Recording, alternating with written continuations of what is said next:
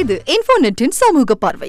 Hi friends, பிரியாணில கறி குறைச்சலா இருந்ததுனால ஒரு கோஷ்டி மோதலை ஏற்பட்டிருக்கு. இதுல 5 பேருடைய மண்டை உடைஞ்சிருக்கு. சோ இதை பத்தி தான் இன்னைக்கு நம்ம பேச போறோம். இந்த சம்பவம் எங்க நடந்திருக்கு அப்படின்னா, புதுக்கோட்டை மாவட்டம் இலுப்பூர் அருகே இருக்கிற நவம்பட்டியில நடந்திருக்கு. நவம்பட்டியில இருக்கிற ஒரு டாஸ்மாக் கடையில அப்துல்லாவும் அவருடைய ஃப்ரெண்ட்ஸும் ட்ரிங்க்ஸ் சாப்பிட போயிருக்காங்க. ட்ரிங்க்ஸ் சாப்பிட்டு முடிச்சுட்டு வெளியே வந்து பக்கத்துல இருக்கிற சுவாமிநாதன் பிரியாணி கடையில அவங்க பிரியாணி வாங்கியிருக்காங்க. இந்த பிரியாணில கறி குறைச்சலா இருந்ததுனால கடைக்காரங்களுக்கும் இவங்களுக்கும் சண்டை வந்திருக்கு. இந்த சண்டை ஆரம்பத்துல வாக்குவாதமா இருந்திருக்கு. அதுக்கப்புறம் முற்றி ஒரு கோஷ்டி மோதலாவே மாறி இருக்கு. இந்த கோஷ்டி மோதல்ல 5 பேருடைய தலை உடைஞ்சதா சொல்றாங்க.